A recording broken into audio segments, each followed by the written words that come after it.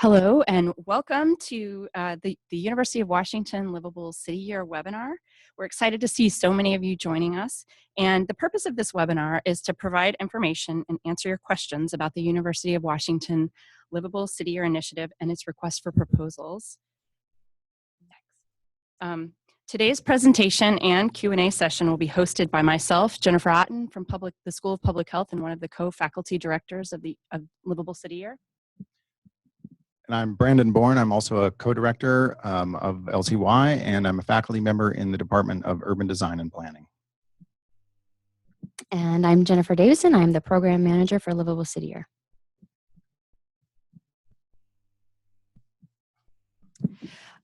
The order of today's webinar is as follows. We're going to talk briefly about what the University of Washington Livable City Year is, how it works, why you should be a part of it, how to apply for or how to fill out the request for proposals and submit it. And then we'll briefly open it up for question and answer from all of you. Next slide, please. Really briefly, Livable City Year is a one-year city partnership where dozens of University of Washington faculty and hundreds of students work together to catalyze livability. We want to share an approximately 2.5-minute video with you to give you a sense of how this works.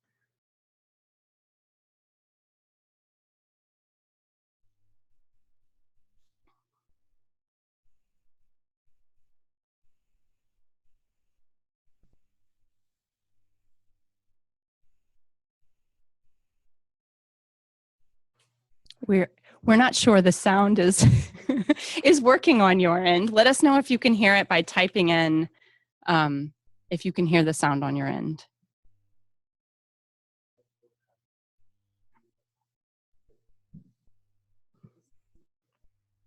Yeah.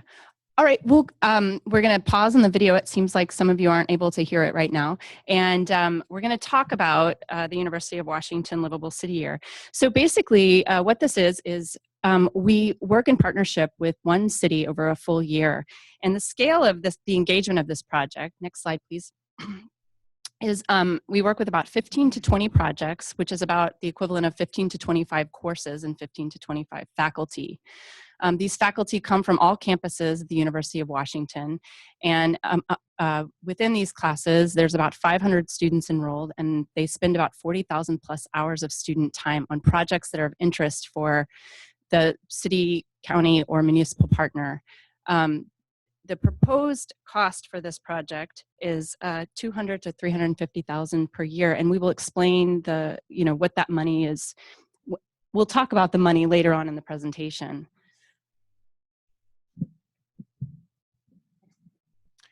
So looking at benefits to cities, and I guess I would open that up to municipal partners at multiple scales, there are lots of reasons that they may want to participate. The first is just to increase capacity. So the projects are generated by the city, and they typically come out of either capital improvement plans or departmental plans. So these are actual tasks that these departments have on their plates. And we typically ask these departments through our project partner, are there things that you need increased capacity on? Are there things that you've been asked to do that you don't have staffing or information? Perhaps it's kind of new data, new theories that you'd like to have access to that are holding you back from doing these projects. And so one of the benefits to cities is that increased capacity. In addition, it kind of broadens the scope of the conversation with these new ideas. We can do things with university students and classes where we can propose things that otherwise might be difficult to propose to see how the community takes those ideas. Can also push ideas that staff are interested in but might not have the time to pursue in kind of novel solution ways. The goal is that these projects with each class move your projects forward. So again, they're designed by the city partner to complete tasks that are on their to-do list. We've also seen, looking at other schools, and there are about 24 schools across the country that are doing this, that these projects oftentimes provide the background material for grant submissions by the city or other partners to further those projects. And the last couple of things are more in line of kind of the soft benefits, and one is just the energy that students bring to the table. That can be really appealing to many communities. Students are very active, and they can bring new focus and new enthusiasm, and actually bring people out to do community engagement. And then lastly, a long-term relationship with the UW, which a number of communities would like to see an easier pathway to that relationship. And I think LCY really is emblematic of the UW's commitment to the region in a very tangible way. So let's move on and take a look at the private sector and what the benefits of the private sector are, because one of the questions that comes out of this is, geez, doesn't LCY kind of compete with private sector planning firms, architecture firms, other types of consulting groups? Damon, can you go? Thank you.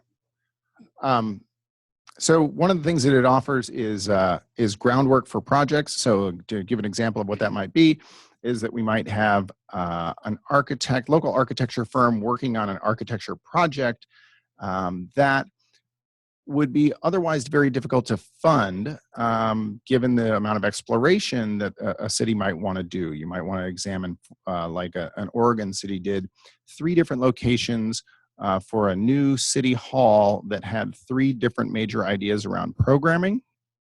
This would be very expensive to do through a consultant. And so they ran it through an architecture class for whom a model like that of looking at 9 potential site options is fairly standard. The architects then from the local area that have worked with those classes to kind of help them understand the context, really get familiar with the project and its multiple facets, such that when an RFP comes out from the city to do that design work, they actually are really well prepared for that. And then I think the other connection here with the private sector is they often also want to connect with the university, both from a research perspective and whether the bi-directional relationship there, and with students who can also sooner or later end up as staff. And that's something that actually the cities have reported, is it's a way for the cities to begin to identify students who might be interested in public service in the long run. Next slide. With regard to the community partners, wherever the projects take place, of course, the university and the local government is probably not the only actor there, and the ability for local government to participate with on-the-ground nonprofit organizations and community-based organizations is a good one, and this provides an avenue by which to do that and to develop those relationships that are currently already existing. So it allows for this project-based collaboration. Again, it provides groundwork for projects that might continue into the future past the LCY timeline. And it also allows for these community organizations to partner and work with and connect with the university, both the faculty side, which can be a really long-term relationship, and the student side, which again can provide students in a number of different kind of roles for these community partners, which they oftentimes see as really beneficial. So one of the questions that comes up is how do we find a good city partner? What would make a good city partner? And there are a couple of characteristics that are really necessary in working with a community. And I guess we've got city here, but again, we're thinking more broadly than that. The first thing is buy-in from the very top. We need buy-in from city leadership because, first of all, there's a large financial outlay, so there's a real commitment there. There's also a requirement. The project necessitates working with staff at a pretty detailed level, and the sharing of data for all types of projects that might come from different departments in the city. So it really helps to have city leadership, both in the executive branch and legislative, the city council or county council, on board to help kind of cut trail where those types of relationships may be challenging, as one department wonders, why do you need that data? Who are you, kind of thing. And so that all stuff is already handled through the early buy-in from leadership.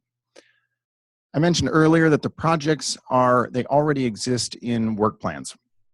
or at least pretty close to that. So unlike some one-off projects with universities, and we know that the university, ours and many others in the region and beyond, work with communities all the time, but oftentimes in a one-off kind of way.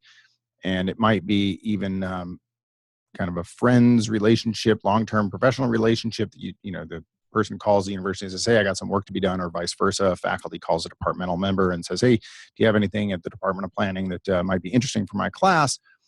That is not how this works. These projects have been scoped out by the city ahead of time. They already know that they want to do that. So it's not just kind of created out of the mist, which leads to the question of how do we scope these things? And that's a challenge and an important element to take those projects that exist in work plans at the city level and bring them into project scopes, which is done with a collaboration between a university faculty member and a project manager on the municipal side to bring the scope into a manageable task list for one class. And at the University of Washington, we work on the quarter basis, so that's only a 10-week quarter. And we have classes that range from early undergraduate to PhD cohort, and so the skills vary pretty widely. So that matching is important, and matching a scope to the abilities is part of that. And then the last part of what makes a good city partner, and we'll talk in a moment a little bit more about the money, about the funding, but having some avenues for funding, and the more diverse, probably the better. And that could include external partnerships with businesses or philanthropies that are interested in kind of civic engagement. So what do we provide? What comes out from the University of Washington? The first thing is that there's a continuous contact with our staff over the life of the partnership. And as Jen mentioned, that is an academic year, which runs basically from the end of September, early October through the beginning of June the following year. And it's broken up into 3 separate quarters. So we have kind of 3 launches of series of classes. And the partner community will be working directly with LCY staff in each one of those phases and across the entire time period. As Jen also mentioned, there's a range of classes and disciplines at the university that get engaged, and different types of work, from hands-on to more theoretical or conceptual, to analytical to community outreach. It really depends on what the departments are looking for and what's needed in that particular place. We provide, as I mentioned, the energy of students, but also, frankly, of faculty who are really interested in doing community-based work and having students participate in experiential learning. We bring innovative thinking and novel solutions, and this is always a neat bridge between what a given field is thinking about now versus what, for example, municipal staff may have learned 10, 15 years ago. And so how do we think about whatever that topic is now? Or is there something that we have learned in the last 10 or 15 years that we should be bringing to bear at the university? And one of the things that I like to use as an example there for those folks who know a little bit about urban planning is that 10 or 15 years ago, the concept of thinking about your food system as a municipal or a planning function was really foreign. That wasn't something that we did very often. And now we still probably don't do it that often, but it is by no means foreign, and in fact is being written into comprehensive plans and being addressed a lot more. And so if you are a planner with some years under your belt in a municipal function, you may not have that experience from the academy, whereas the students coming out today do. We bring quality control. We have a team. Not only does our LCY have a management team, but we also then employ editors and graphic designers to improve the quality of student work, which we know can be anything from spectacular to things that we don't want to leave campus. so we provide that quality control so you don't have to work on that. Another thing that comes up is press. We seem to get, this is a shiny thing, both for the university and for cities, and it's a good opportunity to show that the city is committed to doing something big and innovative and creative, but also with a really high value proposition that you get a lot. I mean, 20 to 25 projects, 15 to 25 projects, they generate a ton of ideas. Sometimes they have direct fiscal impacts on the city. Other times it's kind of a longer term set of ideas for implementation, but the press that comes out of it can be both episodic and continuous. It's a great, there's lots of photo ops, and there's opportunities to shift narratives within your community through the press. And then lastly, I think I mentioned that we do quality control on student reports or student work. We provide a consistently designed, branded report for each of the classes, each of the projects, so that they function both individually as a standalone document, but they also function as a collective, that you might have these 20 some odd reports that represent all of the work that the community has done through the Livable City Year partnership. I mentioned that the connection between projects and faculty is done through faculty and staff interaction. We, as a LCY project team with fairly extensive connections on campus, we try to take the city projects or city generated project ideas and connect them to the departments, to the fields, to the general areas of study that are represented by lots of different types of classes in 19 different colleges across the university. And once we do that, we then match that faculty member who's teaching a class with the project manager who proposed the project. They develop a scope of work. That scope of work is actually, we facilitate that to try to take as much of the effort and variance away, so it's as consistent as possible. It discusses things like what the purpose of the project are, and, or the purposes of the project are, and what the outcomes are to be, and who's supposed to do what and when they're supposed to do it. What's the city role or the community role, and what is the university or student role? And then provides a fairly clear timeline for materials, communications, and ultimately deliverables, knowing that both 10 weeks goes by really fast, and there's lots of changes that happen along the way in any of these types of community projects. But at least the scope of work is really clear between the faculty and the staff member, so that we think we know what we're up to.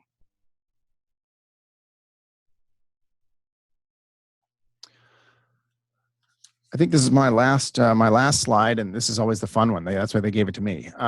One of the questions that we often get in talking with community members, and frankly, the Association of Washington Cities and the Sound Cities Association is that's an awful lot of money that you're talking about, and indeed it is. But it's very important to note that that the money is not coming from the general fund. So, well, actually, I don't want to tell you how to spend your money. You can take it out of your general fund if you wanted to, but my guess is that it's not coming from your general fund.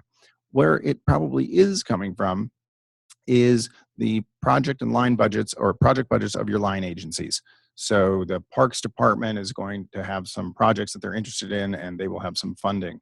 This will usually come out of consultant budgets, but it might also come out of capital improvement plans and the budget for that department for that individual project, which speaks to the ripeness of the project for student work.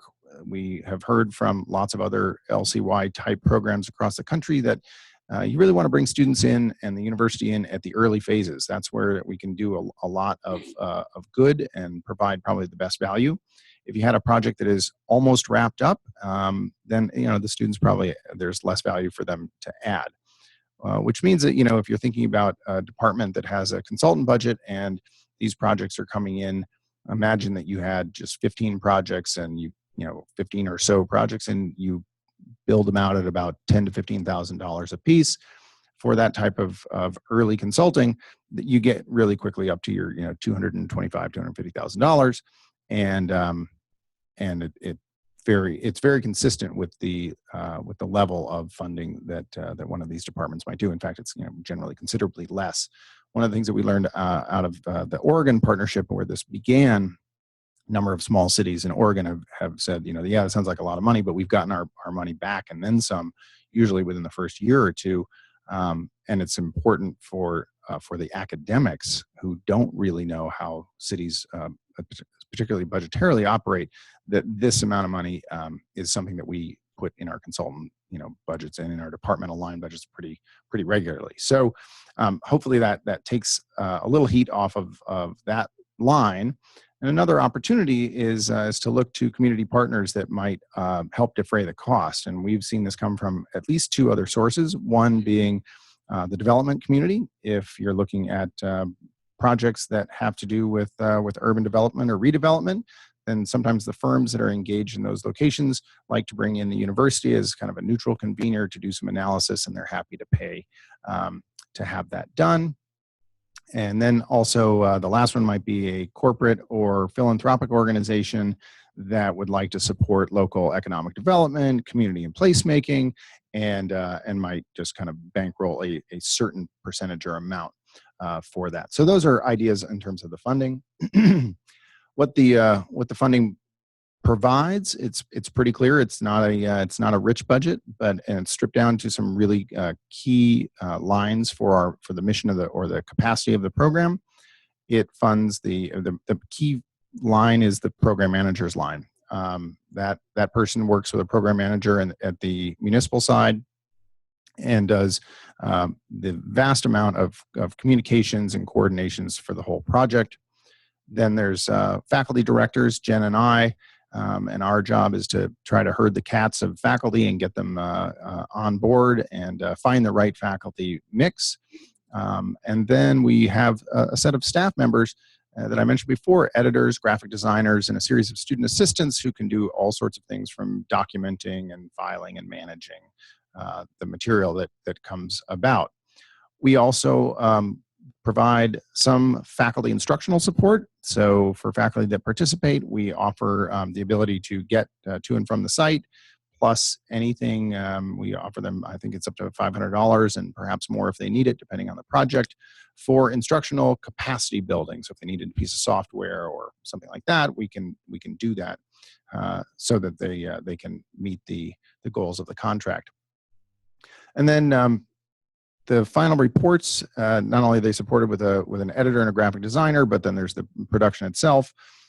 Those are also delivered to the client community and held online and publicly available. Lastly, and this is, a lot of these things are flexible depending on the scale of the project. The more reports you do, the more projects you do, obviously the more capacity needed in that regard. And then the event and travel materials expenses. If we're traveling a long way away, then that necessarily goes up. But we typically use UW fleet vehicles, and that's a relatively cost-effective way to get students around.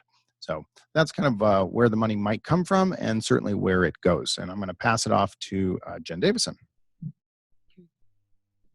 So hi, I'm the other Jen. I'm the program manager again. So I'm going to walk you through the proposal process, and all of this is in the RFP, but just wanted to bring up some key points that hopefully seed some questions later.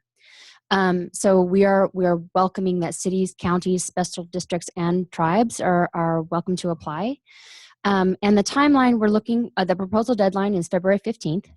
With announcement of the municipal partner around March 6th. And after that, so you'll develop the proposal, and we'll review those. And after the selection, then the LCY team will connect with the municipal partner and really start to help you refine and flesh out the projects that you would like to put forward. So want to make it clear that the projects that you include in your proposal, this does not have to be your end-all be-all list of projects. It really should be a representative list of ideas that you have with some details included, but rest assured that we'll be able to have conversation about that after the selection has occurred and as we move forward. And with the goal of in June of 2017, we will be signing our overarching memorandum of understanding, our contract, and we will begin during the spring to develop these scopes of work that match each project to each course for the fall quarter and then beyond. And of course, throughout the next few weeks, as you're developing your proposal, you are welcome to contact us, and I believe we have contact information at the end of this presentation. So necessary proposal elements, point of contact and departmental involvement. This is obviously self-explanatory. We want to know who would be the program manager from the municipal side or from the community side, and what departments are interested and going to be involved.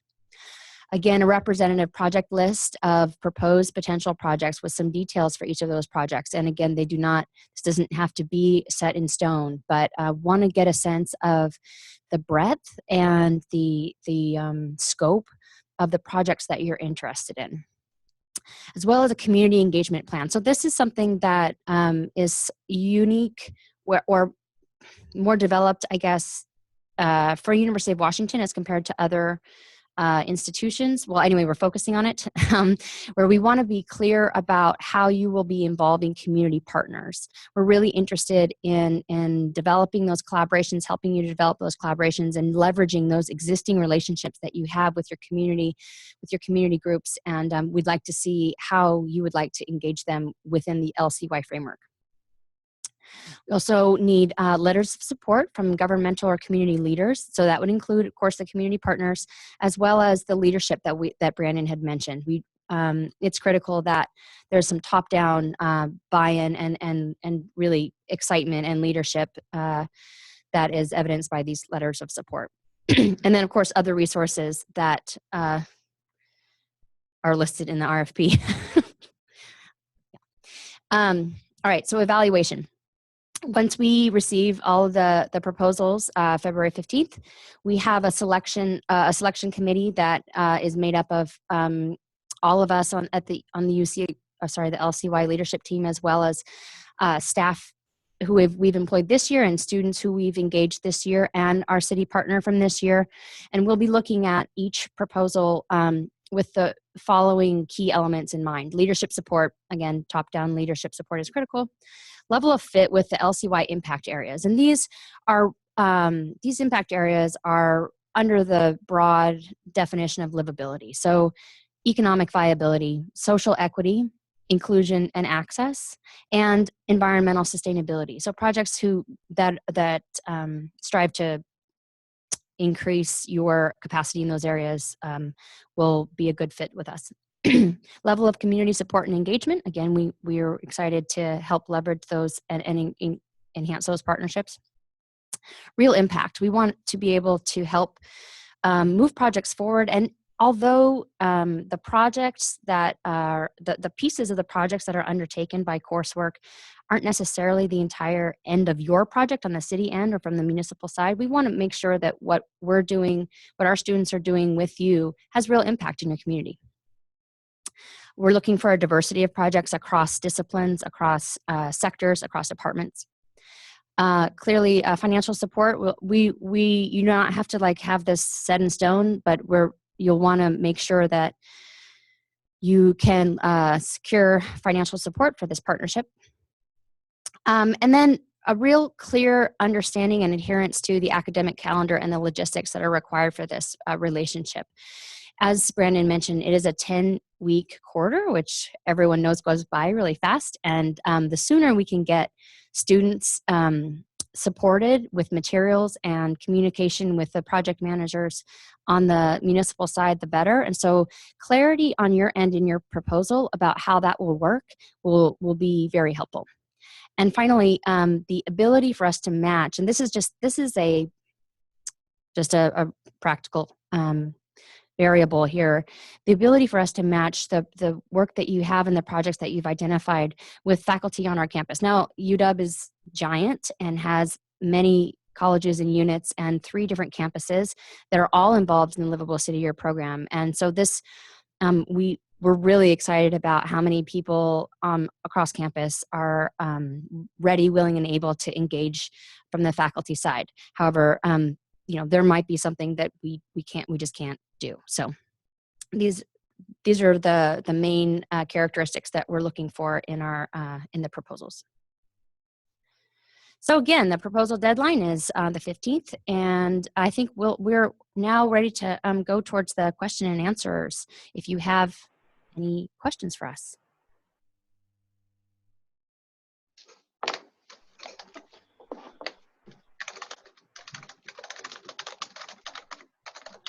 we on the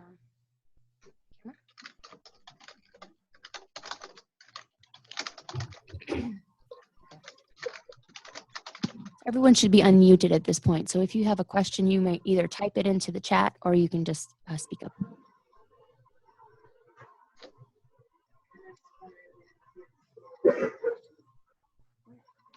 Oh yeah, so here's a question in the chat. Must our list of projects fit all of the impact areas you mentioned? No. We're looking for a breadth of projects that fit one or more of those impact areas, but they certainly don't all have to fit all of them. Yeah, thanks. That's a good question. Oh, yeah. So slides will be available to participants. We'll send those out. And let's see. Last question.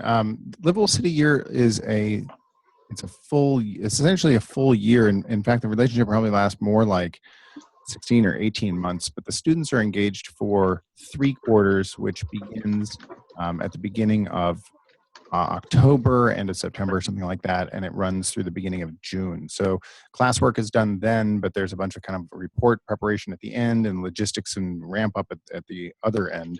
So it collectively takes about a year and a half. So the 10 weeks then is for each quarter. Perfect.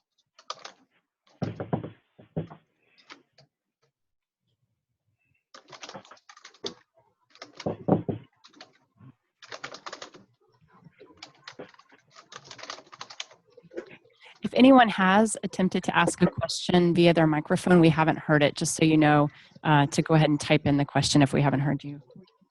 Or just one follow-up. You mentioned you were going to email the slides. Do you have our email addresses?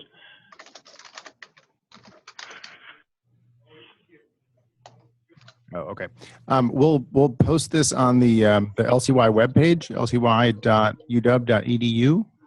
so it'll be available there. Thank you.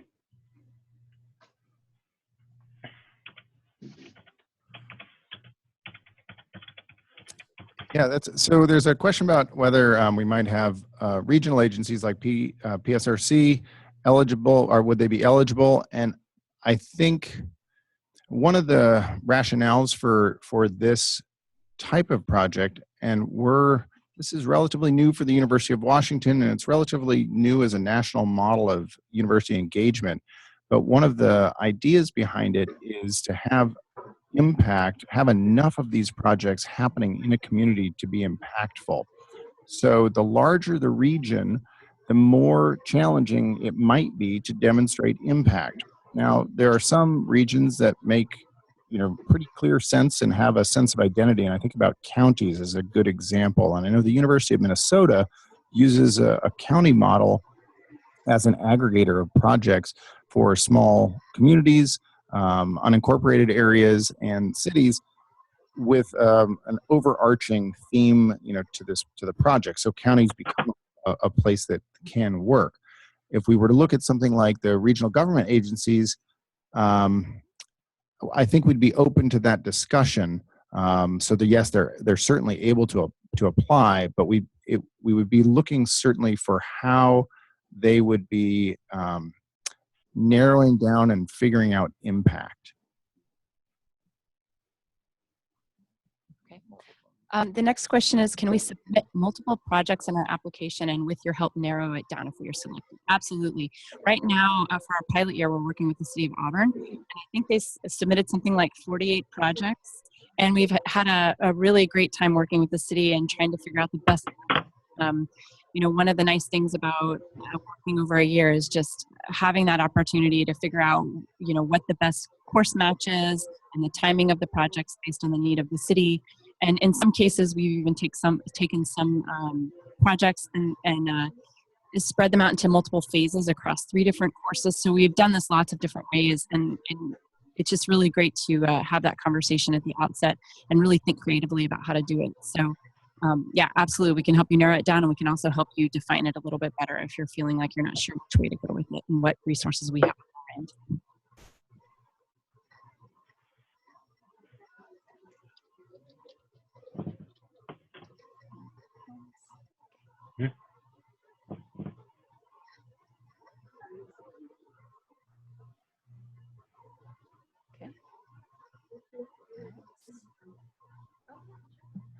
Yeah, we're gonna pause for a moment and see if we can't try that video again with sound, and if it comes up, we'll just let it play and then come back for questions.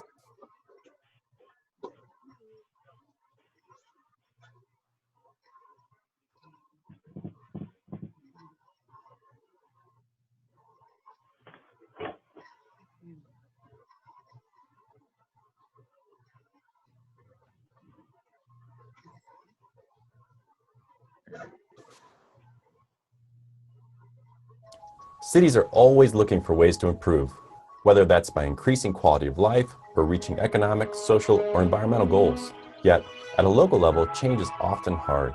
City staff often lack the capacity, time, knowledge, or political space to make the changes that society increasingly demands. So how can the city get knowledge into practice, facilitate positive discussions about change, and look at old problems in new ways? It turns out that what cities lack, universities have in abundance. Students have a tremendous amount of creativity and desire to make change. They're learning best practices and the latest thinking, and are hungry to find ways to translate that knowledge into practice. They can facilitate conversations in the community that are less threatening and more productive, and they have a lot of time to give. Many university departments already do work related to cities in subjects like city planning, way to do it. You gotta work while you're working. geography, law, business, journalism, landscape architecture, economics, engineering, and public administration, just to name a few. The trick is to match a city and its needs with a university and its resources, while working within the administrative structure of both, adding value to all and engaging in a scale that actually improves the outcomes for cities and universities. How does a city access students and faculty? How do instructors know what projects the community actually wants help with? And who has the time to coordinate any of it and ensure that the work is real work? That's where we come in. Think of our model as a framework that solves the university-community partnership puzzle. It fits the complicated structure of city governments and universities neatly together. There are two keys to the match. First, a coordinator within the university and a coordinator at the city work closely together on every aspect of the partnership. Their job is to make it easy for individuals, professors, and individual city staff members to plug into the partnership. Second, those individual instructors and staff co-develop a scope of work that ensures the work produced advances the city's plan for the year while also meeting the educational needs and abilities of students. This two-tiered relationship structure is a key innovation of our model. It provides quality control, ensures the projects are real, and allows busy faculty and city staff to engage easily in a partnership that provides tremendous value to their existing work responsibilities. Our model empowers cities and universities to create and change, trains the next generation workforce in innovative ways, and advances real efforts to improve quality of life in communities throughout the country and potentially around the world.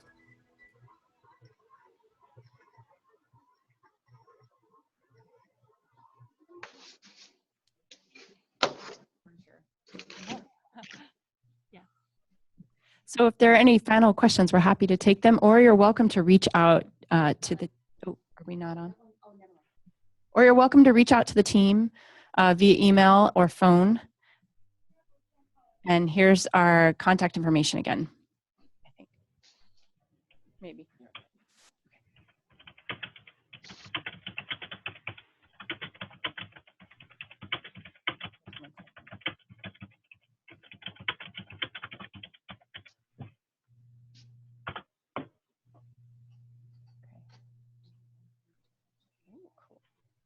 Great.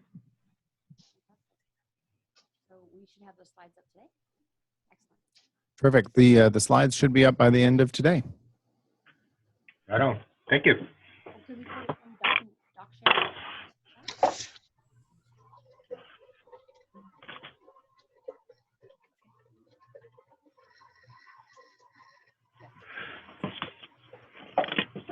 share? In case you wanted to email us, we're at lcy.uw.edu.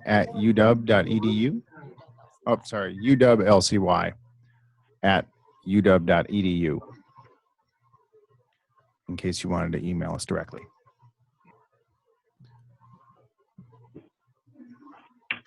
All right, if there are no further questions, we'll end this webinar. Thank you for everyone joining us. We're really quite excited about this. And in case you or other people in your program would like to see something like this again, or you want to bring somebody else aboard, we'll be having another webinar on February 9th. And that information is also available on the website. Thank you. Appreciate it. Thank you very much. Thank you. Thank you. Thank you.